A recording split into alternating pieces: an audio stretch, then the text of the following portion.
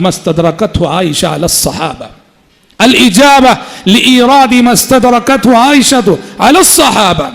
بڑی وزندار خاتون تھی، علمی وزن رکھنے والی خاتون تھی، فقہی وزن رکھنے والی خاتون تھی، فتوے کا مزاج رکھنے والی خاتون تھی، اور جب یہ بولتی تھی، یہ فتوہ دیتی تھی تو بڑے بڑوں کی زبانوں پہ تالے لگ جاتے تھے رضی اللہ عنہ.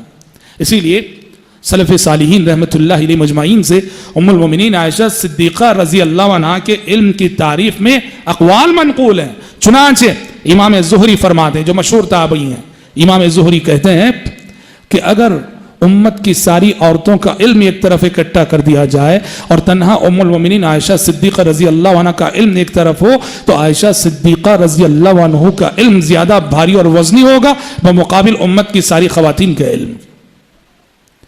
حضرت ابو موسیٰ الاشعری رضی اللہ عنہ جو صحابی ہیں فرماتے ہیں کہ جب بھی ہمارے سامنے کوئی مشکل مسئلہ آیا اور ہم نے ام المومنین عائشہ صدیقہ رضی اللہ عنہ سے رجوع کیا، جب ہم نے رجوع کیا ام المومنین کے پاس ہر مسئلے کا حل ہمیں ملا ہے، ہر مشکل کا علاج ہمیں ملا ہے. ام المومنین کے پاس جا کے کبھی ہم ناکام اور مایوس نہیں لوٹے. کون کہتے ہیں؟ ابو موسیٰ الاشعری رضی اللہ عنہ.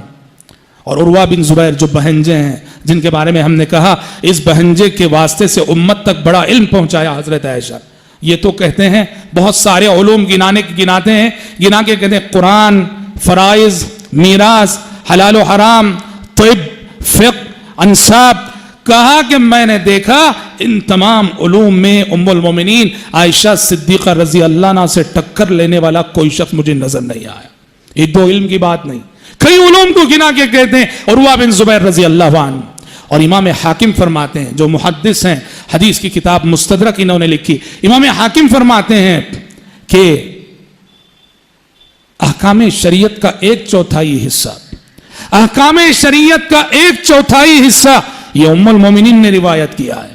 اگر ام المومنین روایت نہ کرتی اور نہ بتاتی تو شریعت کا 1/4 حصہ ہمیں معلوم نہ ہو سکتا تھا. دیکھو یہ سب بڑے بڑے اہل علم ہیں جنہوں نے ام المومنین کے علم کو جانچا، پرکھا، اور وہ جانچنے اور پرکھنے کے بعد ام المومنین کے علم کی گواہی دے رہے ہیں. ام المومنین عائشہ صدیقہ رضی اللہ عنہ